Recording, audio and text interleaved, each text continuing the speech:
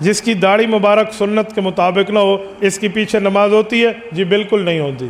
بغیر داڑھی کے اذان اور اقامت، اصل مسئلہ تو یہی ہے کہ سنت رسول رکھ کے اقامت بھی ہو، سنت رسول رکھ کے اذان ہو، اصل مسئلہ یہی ہے۔ لیکن ہمارے علماء فرماتے ہیں کہ اگر کوئی ترغیب کے لیے آتا ہے نا تو خیر ہے، اس کو نرمی پیدا کرو، آنے دو تاکہ بیچارہ اذان میں آ جائے، انشاءاللہ ایک دن داڑھی بھی رکھ لے گا۔ اس پر اس کو سمجھانا چاہیے، پیار کے ساتھ سمجھانا چاہیے۔ کیا کسی پر تعویذ کرانا، بندش وغیرہ کرانا، اس کی حقیقت کیا ہے، یا اس کی حفاظت کا کوئی خاص وظیفہ؟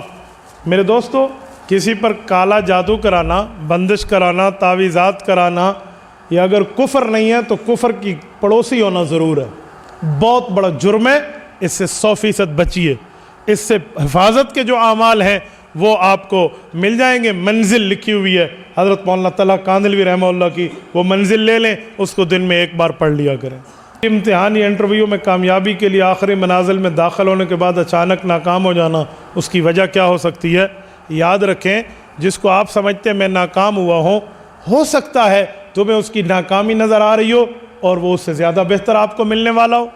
شیخ الاسلام مفتی تقی عثمانی سے فرماتے ہیں، میں کعبہ شریف میں تھا، سر سجدے میں رکھ کے، ماتھا ٹیک کے اللہ سے مانگا، اللہ فلاں ملک کا ویزا مل گیا ہے، مجھے فلاں وقت کا جہاز مل جائے، فلاں وقت کی فلائٹ مل جائے، سر سجدے میں رکھ کے مانگا، اور کہا وہ نہیں ملی۔ میں دل میں بڑا پریشان ہوا، حرم کی مانگی ہوئی دعا ضائع گئی۔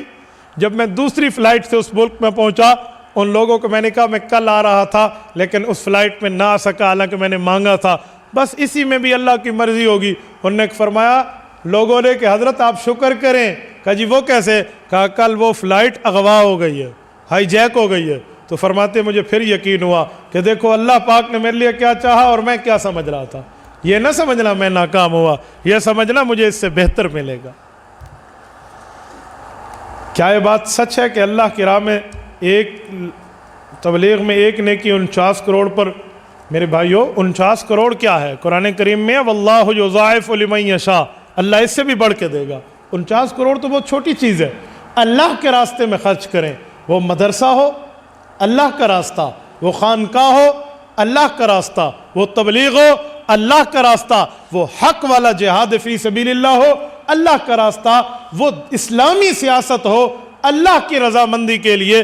آپ کو ایک ایک روپے پر کروڑوں ملتے ہیں، آپ تو صرف 49 کی بات کرتے ہیں۔ ہونا اللہ کا راستہ چاہیے، اور اللہ کا راستہ کسی ایک فیلڈ کا نام نہیں ہے، یہ اسلام کے پورے شعبہ حیات کا نام ہے۔ بہت سے لوگ تبلیغ میں 4 ماہ اور 3 دن فرض سنت سے کچھ بھی نہیں پڑھتے، ان کو کوئی تبلیغ والا اس کو فرض سنت نہیں کہتا، کوئی نہیں کہتا۔ وہ کہتے ہیں یہ دین سیکھنے کے لیے جاؤ، تو دین سیکھنے کے لیے جانا چاہیے، اس کو فرض سنت کوئی نہیں کہتا، یہ تو بالکل جانا چاہیے۔ فرض کیا، ایک بندے کو دین کا مسئلہ نہیں پتہ تو اس کے لیے جانا تو بہت ضروری ہے۔ بہت سے علماء کرام کہتے ہیں کہ حضرت آدم علیہ السلام کی توبہ حضرت محمد صلی اللہ علیہ وسلم کے واسطے سے قبول ہوئی۔ جی ہاں، یہ حدیث پاک ہے، مستدرک علی الصحیحین للحاکم کی جلد نمبر 3 میں ہے۔ حضرت آدم علیہ السلام نے رسول اللہ کا واسطہ دیا تو اللہ نے ان کی بھول کو معاف فرما دیا۔ اللہم انی اسألک بحق محمد ان تغفر لی، یہ اس پر حدیث پاک موجود ہے۔ یہ بھی مانگا تھا ربنا ظلمنا انفسنا، یہ بھی مانگا تھا۔ ایک دعا قرآن میں ہے، ایک دعا حضور کے فرمان میں ہے۔ ہم قرآن بھی مانتے ہیں، حضور کا فرمان بھی مانتے ہیں، دونوں کو مان کے دیکھو تو وہ دعا بھی ثابت ہے، باقی دعا بھی ثابت ہے۔ میری چھوٹی سی دکان ہے، اس میں سگریٹ وغیرہ فروخت کرتا ہوں، کیا یہ حلال ہے؟ سگریٹ کی ڈبیا کے اوپر لکھا ہوتا ہے تمباکو نوشی صحت کے لیے مضر ہے، تو جس پہ اوپر لکھا ہوا ہو کہ یہ غلط چیز ہے، آپ اس کو بیچ کے مجھ سے حلال ہونے کا فتویٰ نہیں لے سکتے۔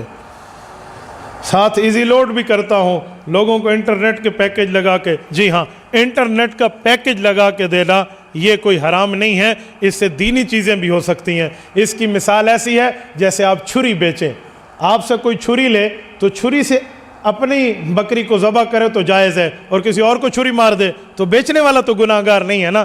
ایسے نیٹ پیکج آپ لگا کر دیتے ہیں تو اس سے تو کئی کام ہو سکتے ہیں۔ اگر کوئی برائی میں استعمال کرتے ہیں تو وہ خود ذمہ دار ہے، آپ کے سر پہ اس کا کوئی گناہ نہیں ہے۔ کبوتر گھر میں رکھنا جائز ہے یا گناہ ہے؟ میرے دوستو، کبوتر پڑے رہیں، آپ اس کو کھانا کھلائیں، یہ تو کوئی گناہ نہیں ہے، یہ تو جائز ہے۔ لیکن کبوتر بازی منع ہے، کبوتر رکھنا اور ہے، کبوتر بازی کرنا اور ہے۔ تو کبوتر باز بندہ ہوگا نا، اس کی تو اپنی نماز بھی شک میں پڑ جاتی ہے، چہ جائے کو اس کے پیچھے نماز پڑھنا۔